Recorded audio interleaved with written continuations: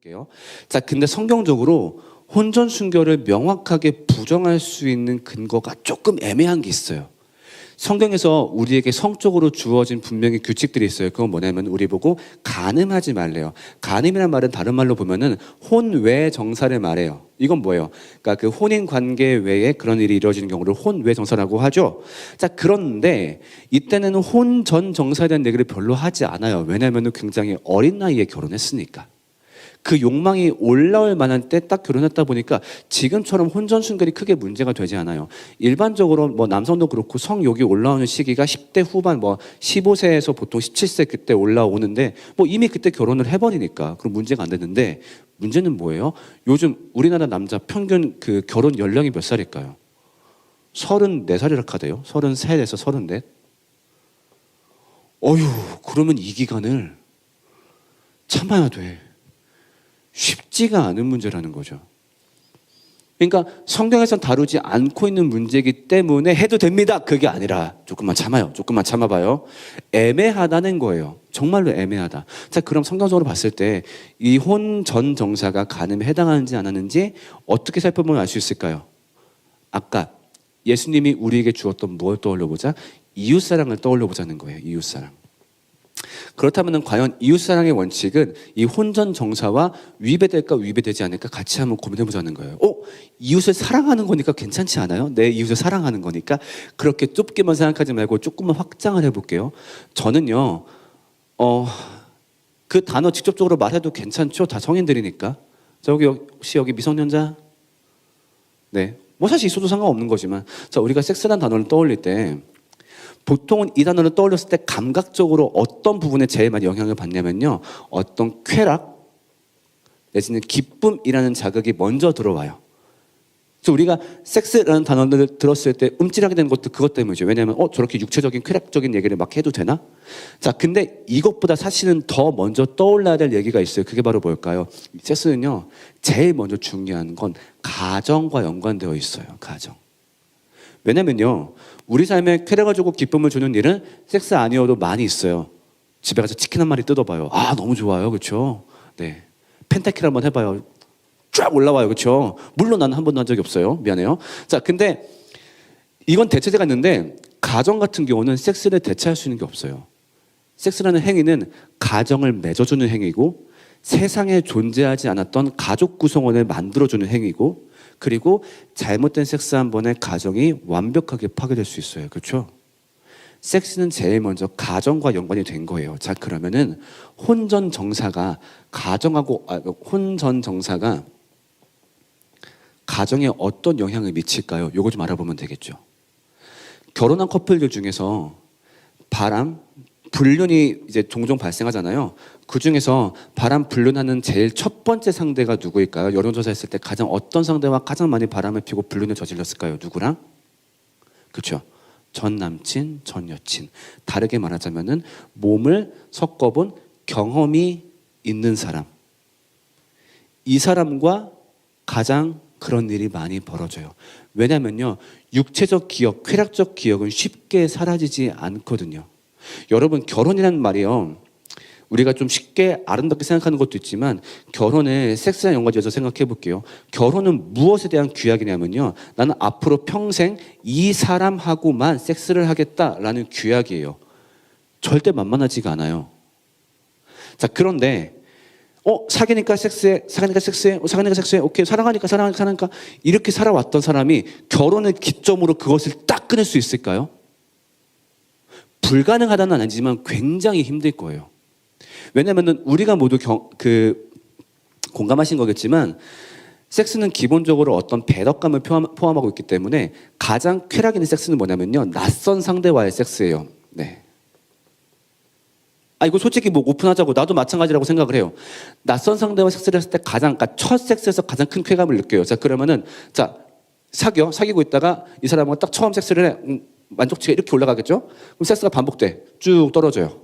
그러다가 새로 사겨. 뻥 이렇게 될 수밖에 없어요. 그렇죠? 근데 있으면서 결혼을 하네? 결혼하면요, 쭉 내려갈 수밖에 없어요. 그건 너무 정상이에요. 우리 몸에 도파민이라는 호르몬 때문에 이거 너무 정상이에요. 평생 이렇게 살아야 돼요. 평생. 다시는 이때의 기억을 회복시키지 못해요. 아니, 다시는 이때의 경험을 다시 경험하지 못해요. 근데 문제는 뭐야? 기억은 남아있어. 그 짜릿했던 그 기억이. 그러면 정말로 평생 동안 이 행동을 반복하지 않겠다라고 말을 할 수 있을까요? 불가능하다는 건 아니겠지만 너무너무 힘들 거예요. 그렇기 때문에 결론적으로 나중에 내가 만들 가족 구성원, 그 남편이 되었든 자녀를 위했든 그 가족 구성원을 생각한다면은 혼전정사가 그 가정을 지키는데 굉장히 심각한 해가 될 거예요. 그래서 하지 않아야 된다. 뭘 떠올린다면 나중에 가정을 떠올린다면. 그러니까 예를 들면 제 경험을 한번 얘기해 볼게요. 그러니까 저 같은 경우도 이제 저는 진짜 그 결혼을 굉장히 빨리 했어요. 저는 결혼을 24살 때 했거든요. 엄청 빨리 했죠. 네, 지금 제가 벌써 결혼 10년 차예요, 올해가. 근데 너무 감사한 거는 저도 우리 아내 말고 사실 다른 사람의 몸을 경험해 본 적이 없어요. 그렇다 보니까 나한테 그 만족치가 그게 전부인 거야.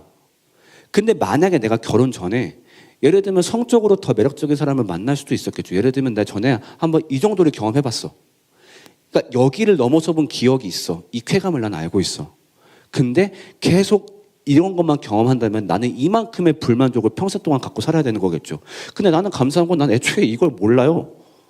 나는 그냥 우리 아내랑 경험한 그 기쁨, 난 그게 전부야. 이거 말고는 몰라. 그게 내 가정을 유지하는데 너무 감사한 거죠.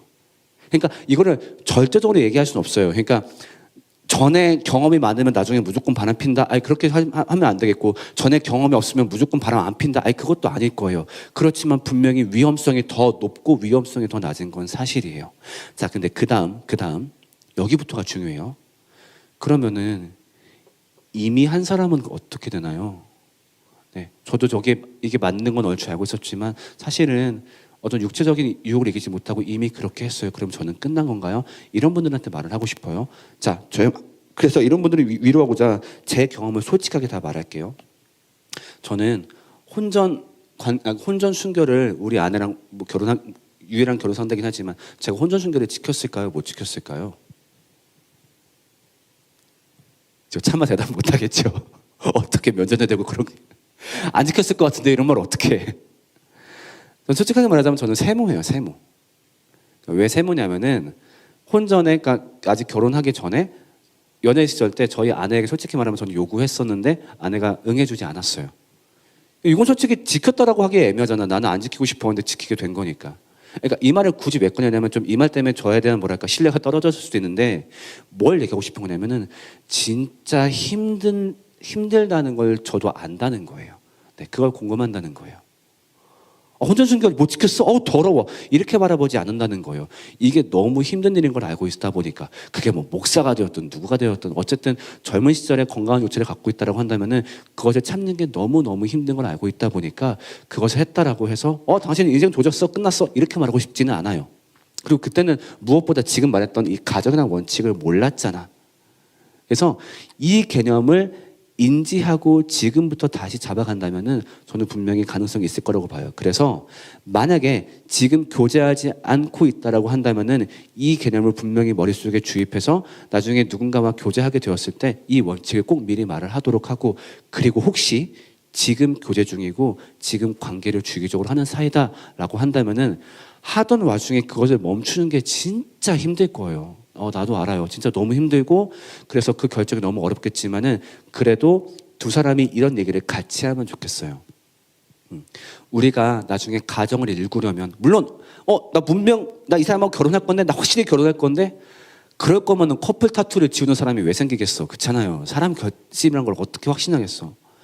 그러니까 우리가 내가 자기하고 결혼을 하든 자기하고 결혼하지 않든 이것은 우리가 섹스를 가정의 관점으로 보냐 쾌락의 기쁨으로 보냐 우리가 지금부터 그거를 연습하는 거라고 생각을 해. 근데 우리가 지금부터 가정이 아니라 쾌락의 개념으로 섹스를 하게 된다면은 우리는 결혼 후에도 섹스를 그렇게 바라볼 위험이 있고 분명히 나중에 우리한테 더 쾌락적인 유혹이 왔을 때 우리는 넘어갈 수 있을 거야. 그렇기 때문에 가정을 지키는 의미에서 우리 한번 서로 힘내보자. 그리고 이 결심을 두 사람이 신뢰할 수 있을 만한 멘토에게 나누는 걸 추천을 해요. 그래서 물론 그 두 사람이 결혼해서 정말 즐기는 게 가장 좋겠고 그게 아니라고 한다면 그 결심을 최대한 이어가 보세요. 무엇을 위해서? 우리가 가정을 지키기 위해서. 성인이 되면 그런 경우를 진짜 많이 봐요. 섹스 한 번에 가정이 파괴되고 사람이 비참해지는 걸 진짜 많이 봐요. 그래서 이게 아주 아름다운 일이라기보다는 진짜 공포스러운 일이구나. 교회 안에서 집사님이 막 그런 일을 벌여서 교회가 무너지기도 하고 신뢰관계가 깨지고 저는 그런 걸 너무 많이 경험했어요. 너무너무 가슴 아파요. 우리가 그런 일의 가해자가 될 가능성이 있을까요? 없을까요? 있죠. 여기 있는 저 가능성 있을까요? 없을까요? 분명히 있죠. 그러니까 저는 늘 항상 하는 게 핸드폰 꺼내놓고 저희 아내 그 페이스 아이디 같이 해놔서 언제든지 볼 수 있게 해주고 왜 내가 떳떳해서 아니 나도 그런 위험성이 있으니까 그걸 계속 통제를 하는 거죠. 그만큼 가정은 중요한 거니까. 그래서 그 가정을 위한 싸움을 지금부터 한다고 생각하세요. 결혼하면 그 싸움 끝나요? No, 절대 안 끝나요. 어쨌든 우리가 평생 해야 될 어차피 그 싸움이에요. 그렇기 때문에 지금부터 그 싸움을 한다고 생각하고 이 싸움에 동참하시는 게 어떠한지 권유하고 싶어요. 여기까지 질문.